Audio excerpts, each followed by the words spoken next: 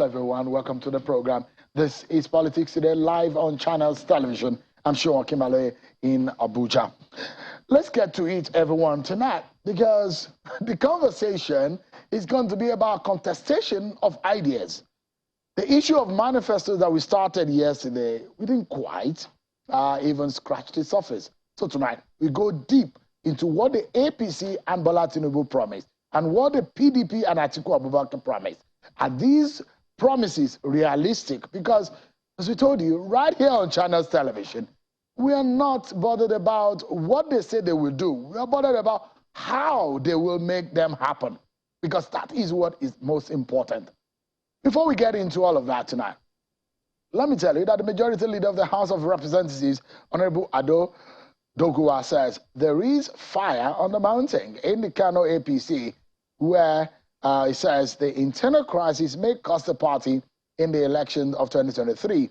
Was speaking to journalists at the National Assembly today, Honorable Alhassan Ado Doguwa says the party members have been subjected to witch hunting, which has led to defections from the APC. Take a listen to him.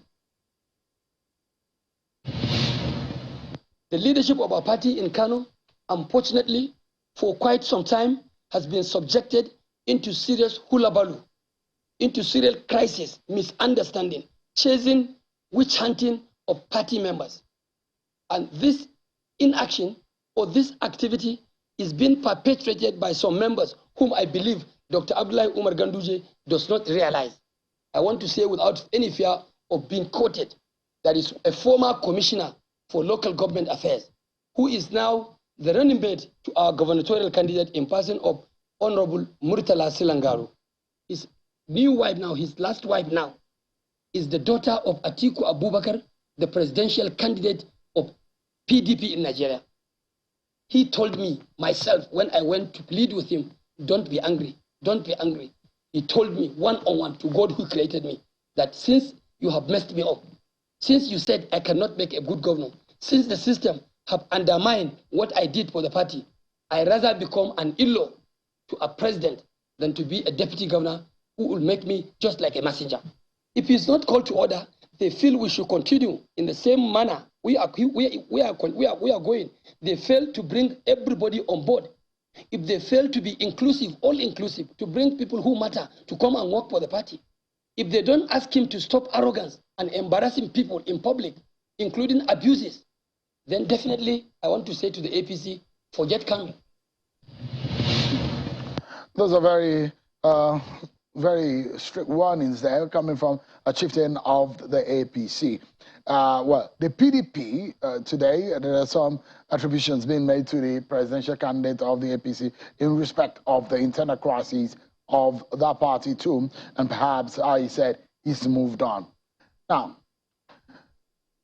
we will check out some of your political roundup stories, and when we return, INEC is making a promise that there won't be a necessary postponement of the election due to logistics. We hear from the INEC chairman when we return.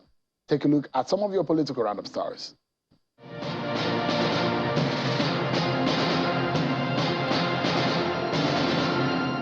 The presidential candidate of the Social Democratic Party, Mr. Adewale Adebayo, is assuring Nigerians of curbing medical tourism and brain drain in the health sector through his robust action plan if voted as president in 2023. Speaking at a forum in Jos Plateau State, Mr. Adebayo notes that aside from providing an enabling environment for businesses to thrive, his administration will focus on the health sector by ensuring that public hospitals and dispensaries are well stocked and up-to-date in modern hospital equipment across the health facilities in the country. Our health is a major component of social program. We will miss that. Second, we will try to create a stable economy and a stable currency so that healthcare professionals don't feel the need to escape poverty. As the 2023 general elections draw closer, the Labour Party and its presidential candidate Peter Obi seem to be garnering more support from Nigerians from different parts of the country. The latest of the support is coming from the Labour Party governorship candidate in Imo State, Mr. Jack Ogunewe. Addressing party supporters at the Labour Party Secretariat in Owerri, the Labour Party chieftain says the party remains the only political party that has the economic blueprint to solve the myriad of challenges facing the nation at the moment. The manifesto of the party is something every right-thinking Nigerian should key into.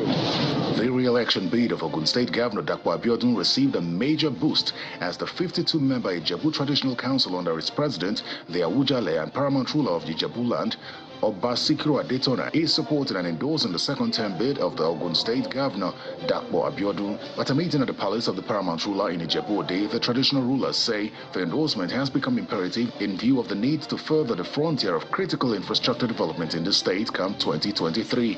In his response, the Governor Dapo Abiodun thanked the traditional rulers as he promises not to betray their confidence reposed on him by the people of the state. My team and I will be further motivated to continue to live up to your expectations.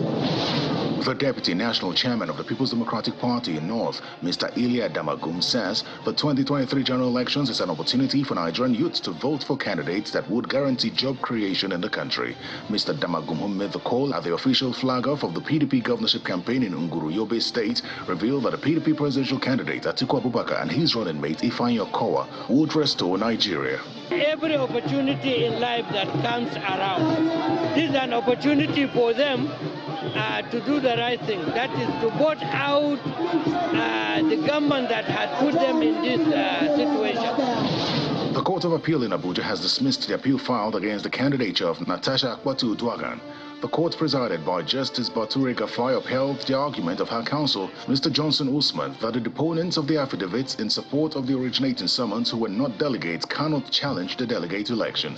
The court held further that the handwritten purported delegate list by the appellant, Mr. Adamu Atta, lacks evidential value, while relying on the certified true copies of the delegate election result at the primary election tendered by Akpatu-Uduaghan. The court upheld the election and dismissed the appeal for lacking merit.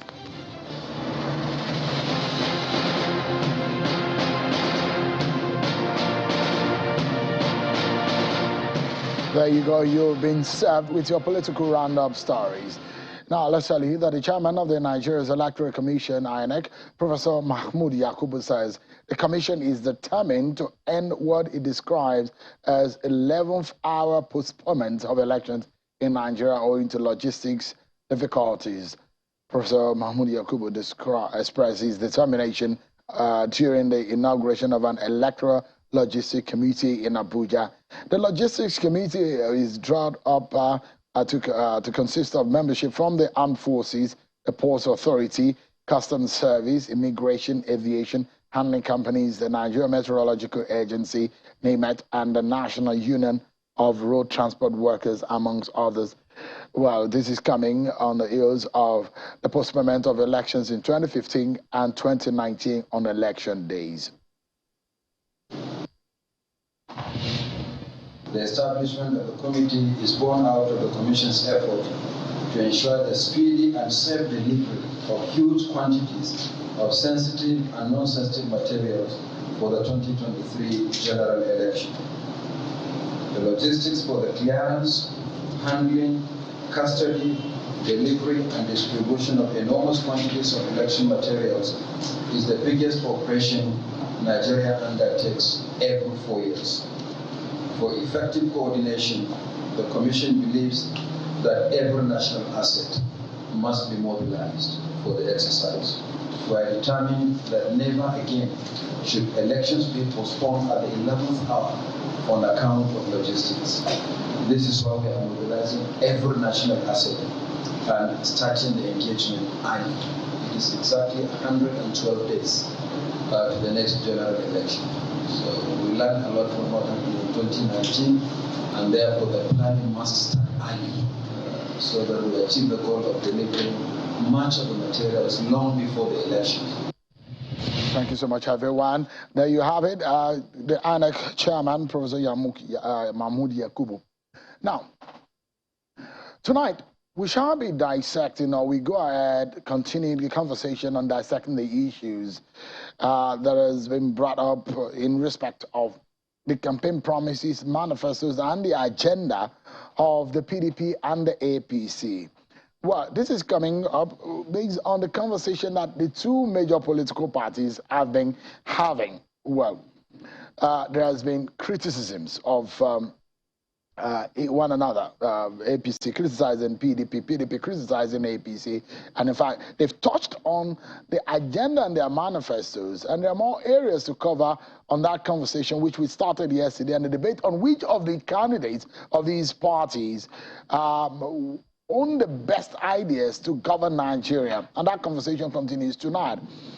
Well, in the coming days, we'll look deeper and we'll take a very, very critical approach in dissecting some of these parties' manifesto. Tonight, we'll take the PDP and APC side by side and look at what they promised Nigeria and how they hope to achieve this.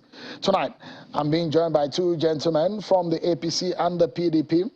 Mr. Ose Aneni is a member of the PDP Presidential Campaign Committee, specifically a member of the Strategic Communications Directorate of the PDP PCC. Thank you so much, Mr. Aneni, for coming on. Glad to be here. And Mr. Bolobakare is a member of the Directorate of Public Affairs of the APC Presidential Campaign Council. Thank you so much indeed, gentlemen, for coming on tonight. I'm glad to be here. Appreciate it.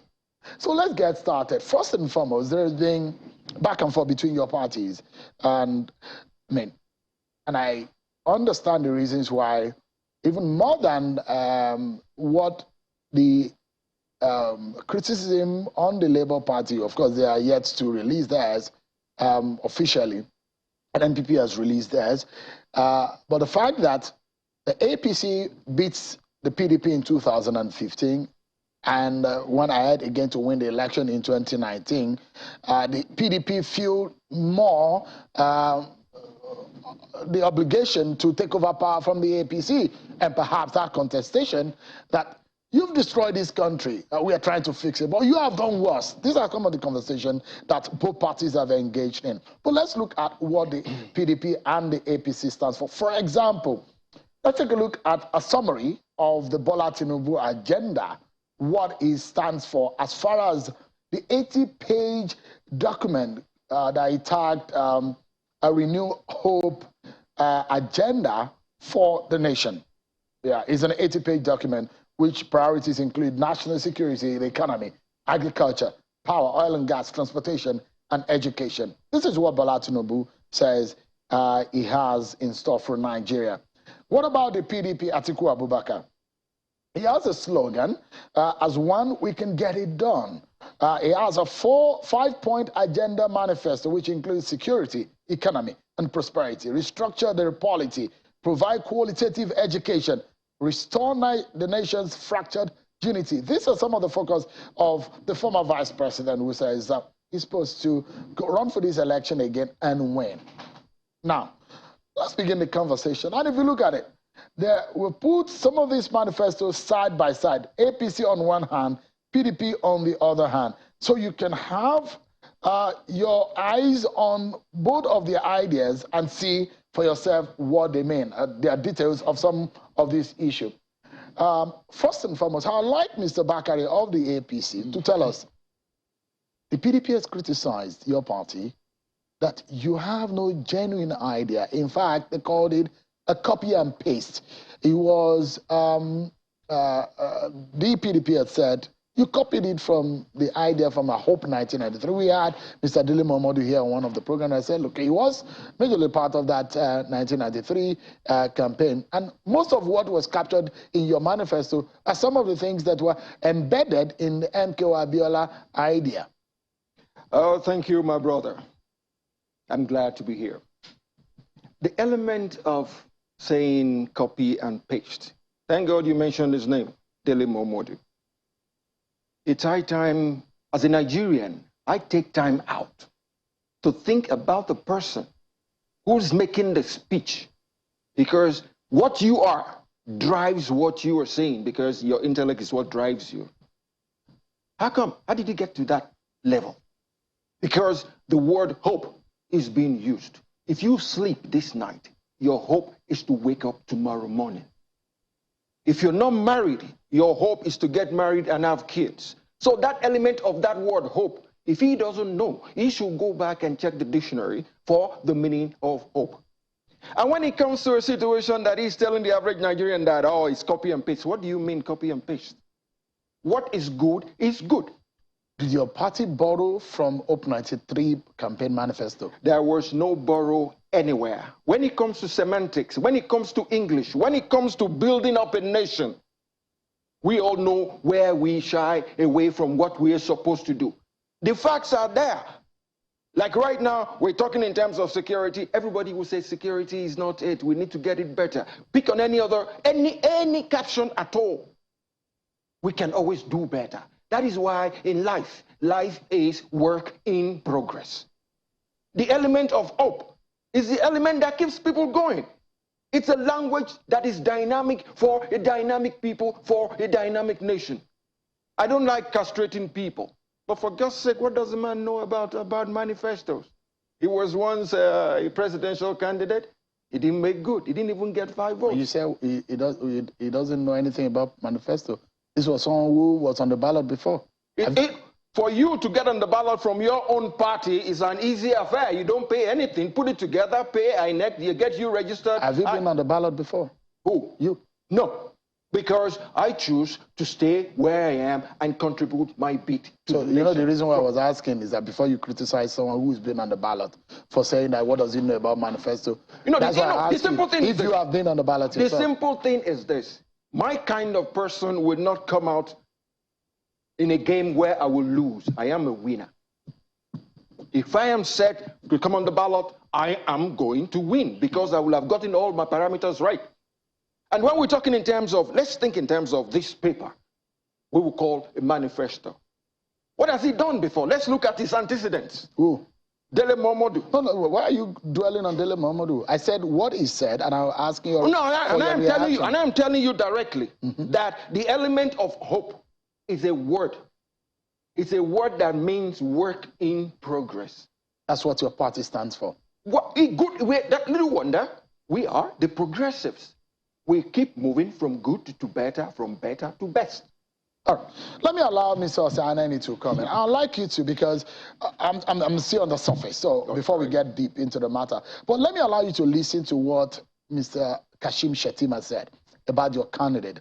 One of the agenda of your candidate is to unite Nigeria. And he was talking about the fractured unity of Nigeria, fixing the fractured unity, restore Nigeria's fractured unity. I'll allow you to listen to him. He criticized and said, look, this is a man who cannot even put his party together, unite his party. How can he be able to unite Nigeria? Take a listen to Kashim Shettima, the vice presidential candidate of the APC. Leadership goes beyond spewing dubious statistics or basking in a mediocre performance as the governor of Anambra State. Your Excellencies, ladies and gentlemen, I respect Atiku Abubakar, but leadership goes beyond unstatesman-like rantings, someone who cannot unite his own party. I wonder how he's going to unite this nation. How do you react to that? Sharon, thank you for having me. There's one thing that comes across when you engage with the APC intellectually on the streets. It's a sense of anger. It's a sense of pent-up, almost pent-up violence. You heard it in Shettima's language just now, and you've seen it already in my brother here, who launched an almost unprovoked attack on Dele Momodu. And Dele Momodu, who was a presidential candidate. And it's funny when you say, the fact that you've lost an election means you have, no right to speak. One of the people I always speak highly of is Kingsley Moghalu, who literally wrote 2 books in his manifesto when he ran in 2015. So for anyone to come here and dismiss your intellectual contribution just because you lost, I think speaks more to them than to the subject you are speaking to. But, I want to congratulate my brother. They finally have a manifesto out. That's a big achievement, apparently. Atiku and the PDP have had ours out for almost 6 months, so they have some catching up to do. But to speak about 2019, or 2023's manifesto, and that's talking about the APC and their candidate. I think we need to contextualize it. Just before you go, I mean, I'd like you to respond. I played that for you. I will. That your candidate cannot even unite your party, not to talk of uniting Nigeria. That's easily dealt with. My candidate is the presidential candidate of the PDP. He is not the presidential candidate, and his role, I mean, is not to unify the party. His role is to unify Nigeria. That's what he's running on. We have a national chairman, we have an NWC who are charged with the day-to-day administration of the party and party management. And any rancor you see within the PDP is about the party's management. It's not about my candidate's bona fides, and it's not about my candidate's ability to unite Nigeria. But again, going back, and I think it's an important point I need to stress here on, the APC is not new to Nigerians, and it's not new to Nigerians' electoral space. They presented manifestos in 2015. They failed to deliver. They ran on the plank of the security, economy, and anti-corruption.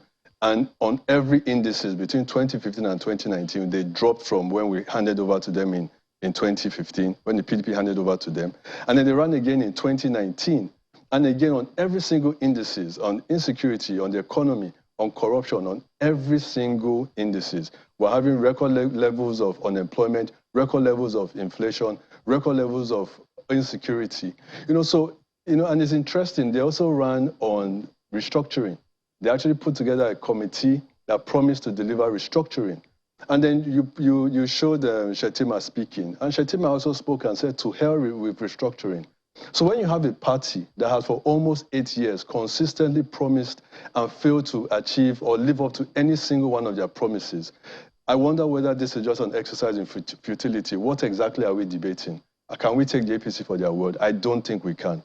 I would much rather we focus on the PDP's manifesto and the PDP's record of delivering on promises we make. All right, so let's get to it. You wanted to react to him, or we should just go ahead? The thing is, thank God he's talking for the PDP, and I am here on behalf of the APC. The element of governance, vis-a-vis what you promised to do via your manifesto, is a factor to look at closely. He is saying, no, the APC is not ready for this. There was promises made in 2015, promises made in 2019, for which he thinks nothing has been done. I will give you an insight into Nigeria as a member of the global village. We are not in isolation. Whatever anything happens in Nigeria, let us sit back a little bit and take a cursory look at what transpires within the rest of the world.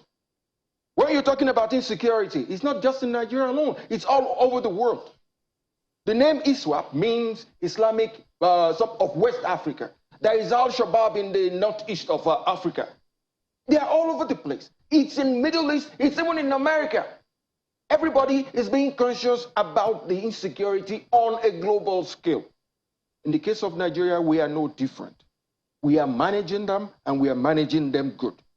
Does this also speak to, what you're saying now, does this speak to the fact that when the PDP has said, look, your party is sort of campaigning against Buhari. When you say renewed hope, for example, where did the hope get missing? You promised change. In 2019, you changed the slogan. Now you say renewed hope.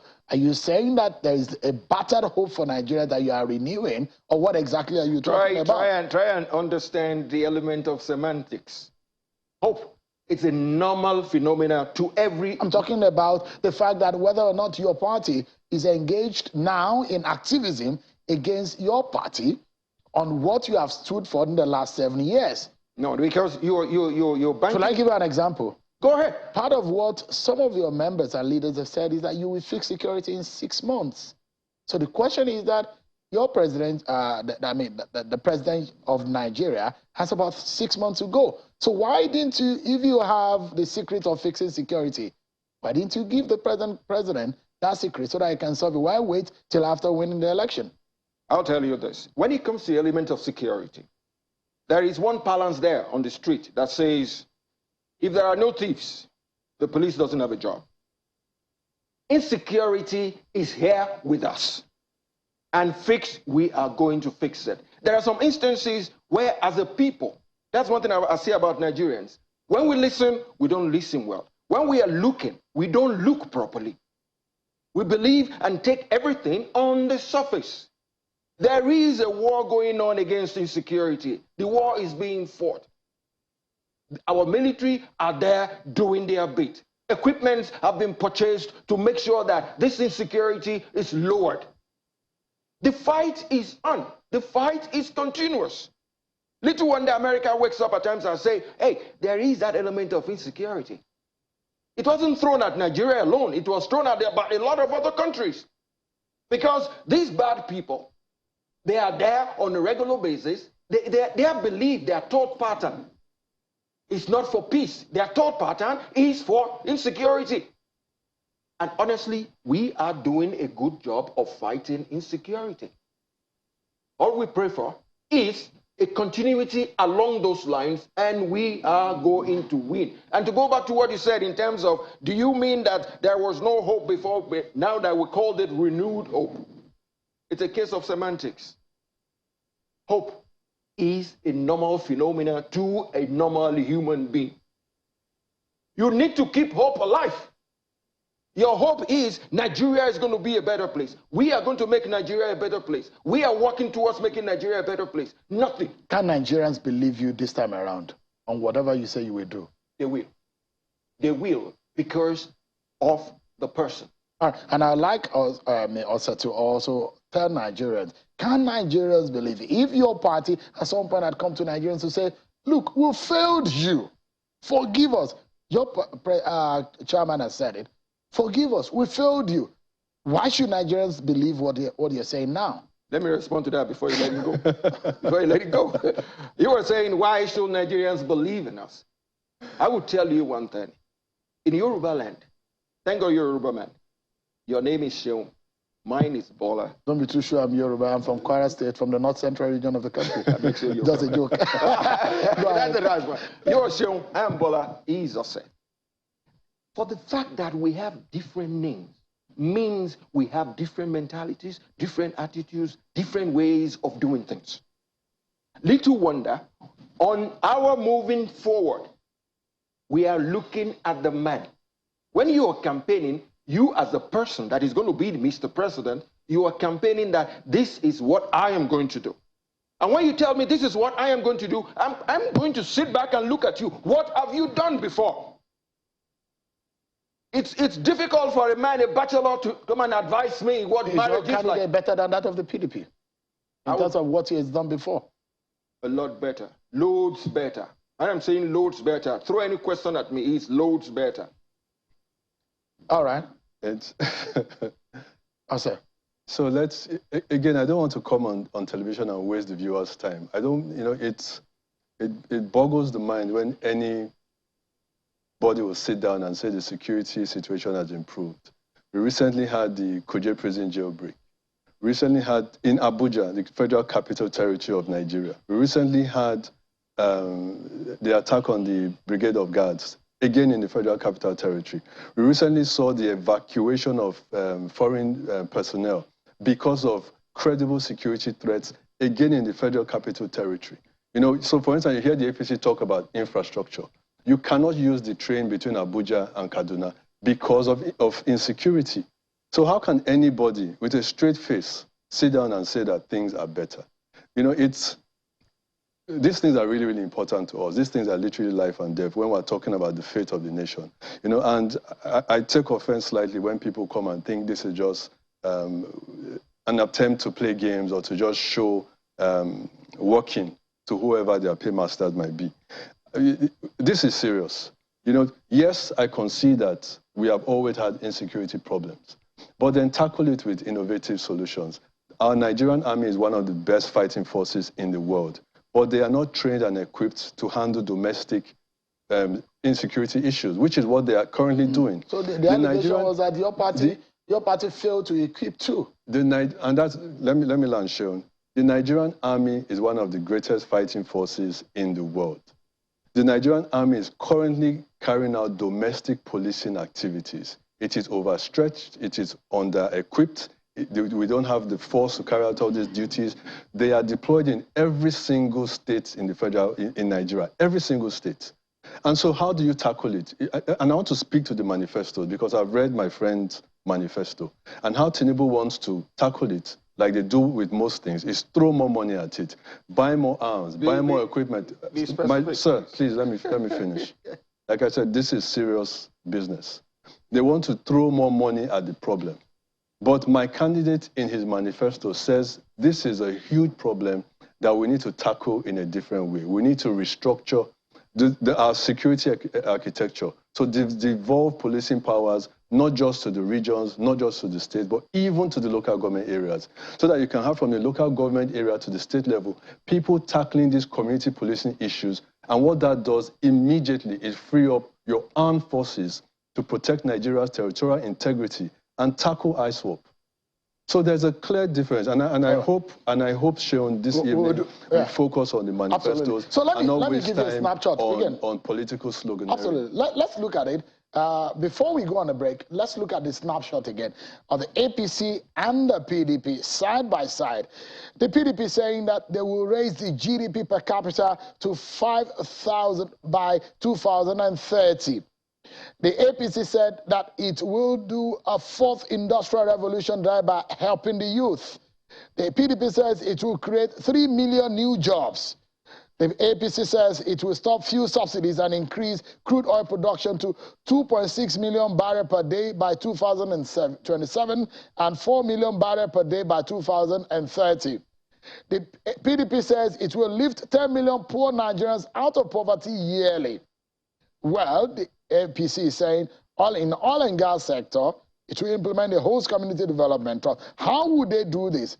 These are some of the critical questions, and there are more on these snapshots of these both political parties and their manifestos of their candidates. Stay with me, everyone. When we return from this break, is a contestation of ideas and manifestation. Beyond all of the debate over the issues is how do they hope to achieve all of these? Atiku and Tinubu manifestos. Guess us talking tonight, everyone. Stay with me. We'll be right back.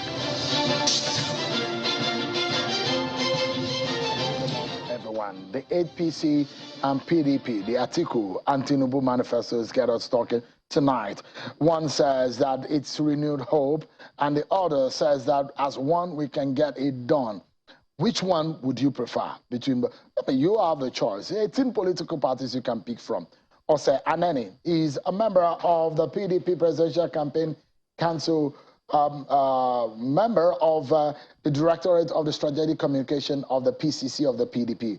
And we have Mr. Bola Bakare, he's a member of the Directorate of Public Affairs of the APC PCC. Thank you so much, gentlemen, for coming on tonight. If we can get back the snapshot of the two political parties' manifesto, and let's speak on the issue of the economy. First and foremost, you see what the PDP says he's going to do, raising the GDP per capita to $5,000 by 2030, creating 3 million new jobs, lifting 10 million poor Nigerians out of poverty yearly. These are some of the things that the PDP says it will do. But how? That's the question. I'm asking you. Oh, okay. I thought that was rhetorical. No. The question is, how are you going to achieve that? 3 million new jobs, where are they coming from? The GDP per capita you are going to raise by 2030, how are you going to achieve that? 10 million poor Nigerians to be lifted out of poverty yearly, how are you hoping to achieve that? Okay, thank you. That's a brilliant question. First of all, I'll speak to my candidate's track record. Remember when we took over from military in 1999, we were literally recording negative GDP. Atiku was the head of the president's economic management team at the time, was head of the Council of Privatization. And within 3 years, between 1999 and 2002 specifically, our GDP hit highest levels we've ever seen. It was 15% in 2002, I think. And then onwards, you then had an average over the PDP span of about 7 or 8% of GDP growth. How we're going to do it? Again, it's not rocket science. We have structural failures within our system, one of which, for instance, is the NNPC and the subsidy payments, which are looking to go up at least 6 trillion if they remain in place next year. We're getting rid of the subsidy payments, and immediately that allows us free up capital to start driving things. The subsidy will go naturally. It will not. Who says it will? I mean, the government of the day said it will go because there is a new law of the PIA. The president has said that he will remove subsidy after his tenure. If it was so easy to do, he would have done it now. He clearly doesn't have the political will. He's a part of the APC. And I don't like this attempt. You see, it is a subtle attempt to separate the Tinubu and the Tinubu campaign from the APC. They are Siamese twins. They are one and the same. So if one fails, the other has failed. Are you saying that the APC under Buhari has failed? Is that what you're saying? Most definitely. How would you say that? Again, you know, I like to speak about economics because it's not a subjective matter. It's not my opinion. So if I say, for instance, you know, we are worse off economically, you can look at GDP numbers and say we are worse off now than we were in 2015. And for the viewer at home, if you don't process GDP numbers, you can look at the price of rice. Is it cheaper today than it was in 2015? I'm a builder, so I look at the price of cement. I have clients that I'm telling, you know what, buy things now because in a week's time, in 2 weeks' time, prices might rise by 10, 20, 30%. This is simple economics. I'm going back to my manifesto in a minute, but look at what happened, for instance, with this decision by the central bank to change the design of the Naira, and then they set a hard line by January 30th, all old currency is going to go out of circulation, out of use. What immediately has happened is that there has been a rush for FX, and it has driven up the price of FX. So dollars now, I think, was trading last I checked almost 900 Naira to a dollar. It's been projected in the parallel market, and it's projected it will get to 1,000. So this is simple demand and supply. So when you talk about have they failed, Sheon, we can look at inflation, we can look at unemployment, we can look at any single economic indices. Let the APC tell us which one we are better off today than we were in 2015. But you asked a question specifically about how are we going to get jobs done. It simply is by understanding that the center cannot hold. Atiku wants to devolve powers to the states and empower them to drive their economies. We want to, and it's not just academic restructuring, it's also fiscal federalism. So states can then not only generate wealth, but tax that wealth as well. It goes to things like education. Atiku wants to devolve powers from the federal. So states, again, drive their own academic programs, their own prosperity. Let me bring Mr. Bakari into the conversation. Yes, and I'd like you to respond to it. He said, obviously your party has failed, but you also need to speak to the fact that you said a fourth industrial revolution drive by helping the youth. Beyond the vagueness of that statement, what does it mean? Stop fuel subsidy and increase crude oil production to 2.6 million barrels per day by 2027 and 4 million barrels per day by 2030. Complete critical gas infrastructure project, including pipeline infrastructure. How would you do that? The question is that there is a huge oil theft. Have you provided gas processing facility to be able to drive this initiative? How? Good. Before I go into the nitty-gritty of the question you asked, I would like to respond a little bit to what my brother here said in terms of his principle. Now, before we got here in 1999, we did this, we did that. Between 1999 and 2007, Nigeria lost most of all our industries under the privatization that was being headed by Atiku as vice president. Niger Dock, Alscon, most of them were sold. Jobs were lost. Till date, we knew nothing about most of all those companies. And those are companies that Nigeria invested a lot in. Imagine putting 10 naira into a company and you go and sell the company for 1 naira. At what rate? Who are those that benefited from the sale of those federal government institutions and companies? This is a man who sat at the helm of affairs then. Is he going to do the same thing to us again? Surely he will do it. He will do it. But we are not ready for that. And let us go back into the nitty-gritty of what you said, that, okay, you were talking in terms of job creation, fourth industrial. The thing is this. In any economy at all, it is the MSM, the micro, small, and medium industries are the ones that drive an economy. And that is where we are going back into. We are going back to the nitty-gritty. We are making the people benefit from it from the grassroots. Or let's say that's from the local government level. Cottage industries are it. If you go into the Western world, I remember those days when we were going to Italy, Most of the shoes we're buying were being made cottage industries. You can find a flat where shoes are being made. In Nigeria, we are moving towards that. Little wonder the Asiwaju is saying there is going to be an industrial revolution, a fourth industrial revolution, because we are going to pick at it from the basis. From the lowest rank to come bottoms up is what would be the basis of the revolution? And in every industrial revolution that we have seen in the world, there is the core of that revolution. But for what your party is preaching, the fourth industrial revolution, what will be the core? The core of our revolution stems from production and looking inwards. Our agric is very, very robust if we give it all the help we can.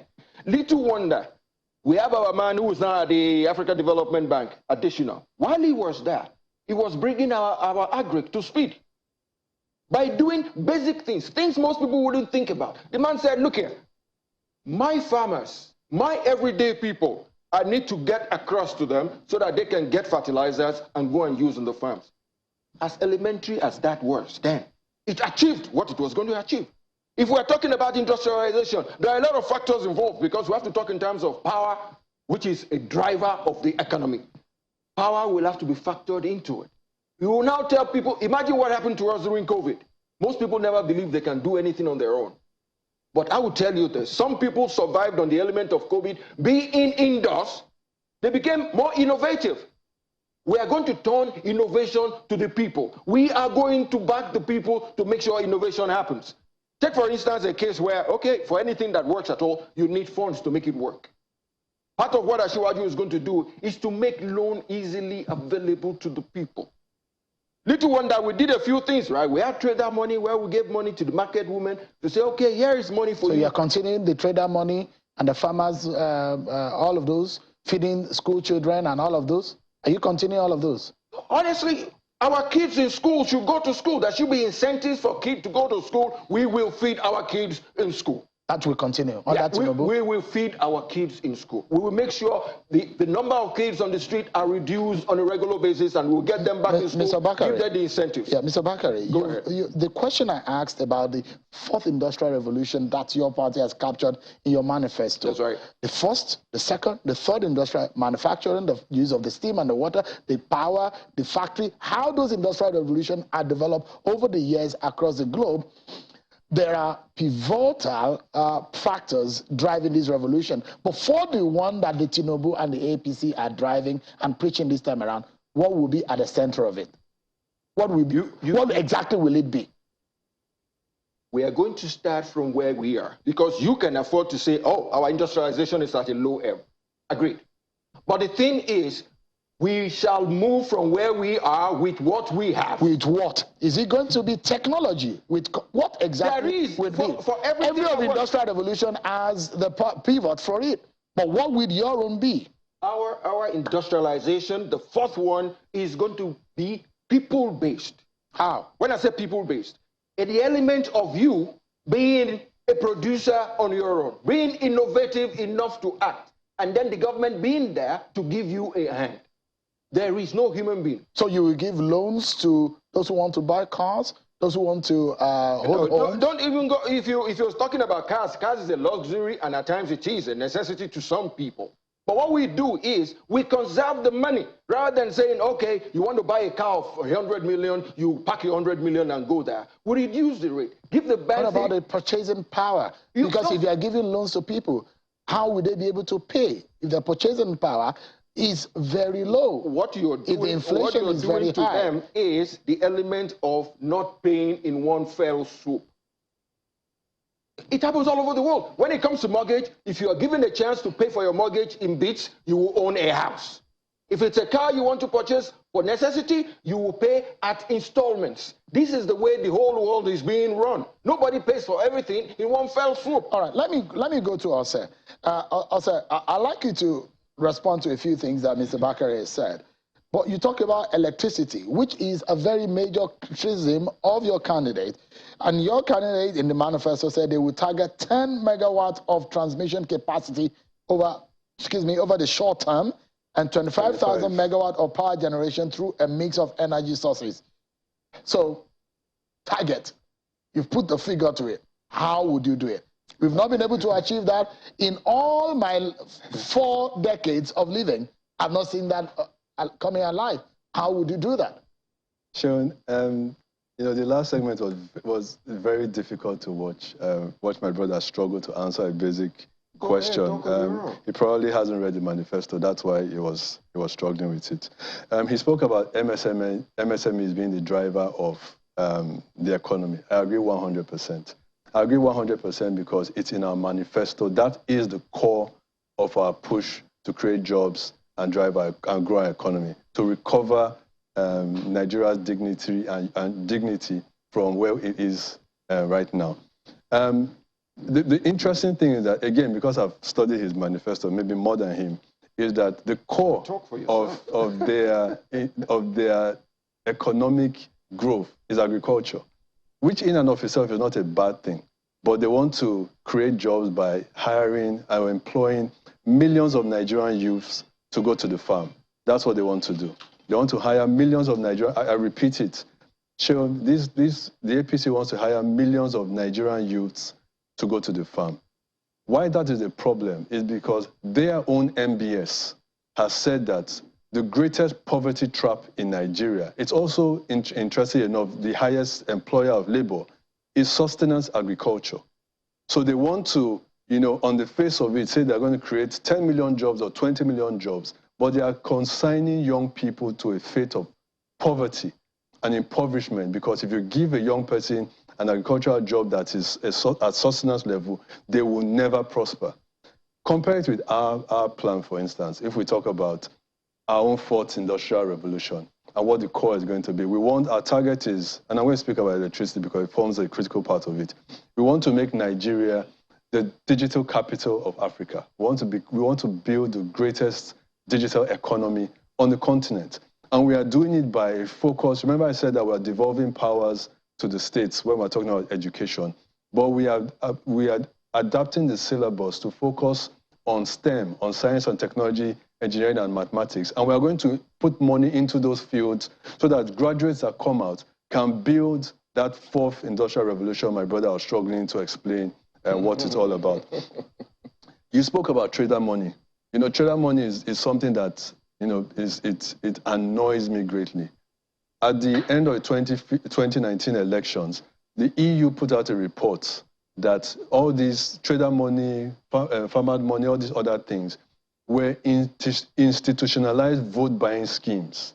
If all of you guys remember, it would be on the eve of any election, you would see the APC roll out and start doling out cash handouts on the eve of elections. So when you hear anybody come out and say that they want to continue those schemes, even though we are bankrupt, we are paying more debt today than we earn as a nation. So, I mean, because we need to quickly run, you've not touched on electricity. On electricity, very simple. The APC had criticized your government on the issue of the $20 billion that had gone into electricity. You know, and you say you're going to construct 5,000 kilometers of modern railways. Are you going to borrow to do that? But I want you guys to spend the last 1 minute per person to speak on the issue of security.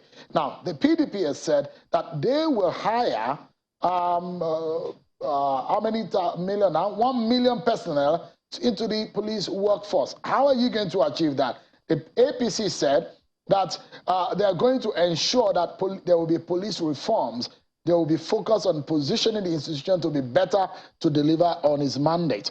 So how are you going to tackle security? Just in 1 minute. 1 minute. Thank you very much. Like I said earlier, there is that element of pedigree and experience. If you take, for instance, what happened in Lagos. Lagos is highly cosmopolitan. It's like the financial capital of Nigeria. When Tinubu was the governor, he knew that security was paramount in Lagos State. And to make this short, he created what we call Rapid Response Squad, which is being copied by all the states in Nigeria. That was his brainchild. That was based on the fact that, look, for the police to be able to do its work, like you rightly said, there is need for better welfare, there is need for logistics. Gone are the days when you say, oh, you call the police station and say, we have no vehicle, we can't move. He was able to do that, and that can be translated on a national level. In terms of our police force, which is the first line of security, the numbers are short. As we as a population, we're going to 200 million the police force is still abysmal at 300,000. Well, which, if you notice as we speak, even the president gave an executive order that people should be employed into the ministry, into the police force at tranches of 10,000. The first tranche of 10,000 is already in. The 1 minute for us is here. How do you employ the 1 million, is it that 1 million now that your party said is going to do 1 million police personnel? That's what he said. Where are you going to get the money from? So that's easy. It's a twofold answer. I'll try to answer very quickly. First of all, I think Nigeria is so deeply divided. None of these plans will work if we remain divided. So Atiku's first plan is to unify the nation. When that is done, we can then start talking about the nuts and bolts of the policy. And it's again, I spoke about it earlier, it's restructuring the security architecture, devolving powers to the state and local government areas. So when we talk about the 1 million police personnel, it's to the states and local government areas you're going to see that rush of personnel into those areas. Again, it's important that, when we come to this conversation, we don't just mouth words. Have these guys done it before? Have they failed? Can you trust them? I don't think you can. Our manifestos are out there. The scariest document I've ever seen is the APC's manifesto. On the strength of that document alone, I don't think they deserve a shot at the ballot because they'll impoverish and destroy this nation. All right, we need to go now. Can Nigerians trust Atiku Abubakar? Yes, they can. Can Nigerians trust Tinubu? 100%.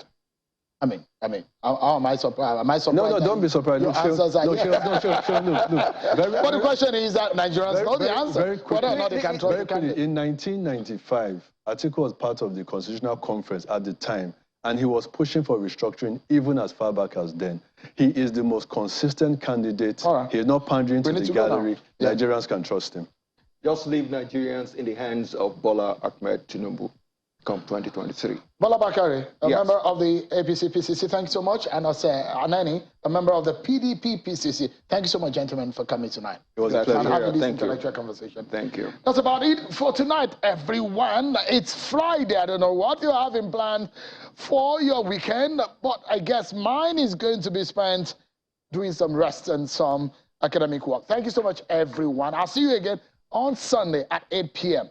It's bye for now. And God bless Nigeria.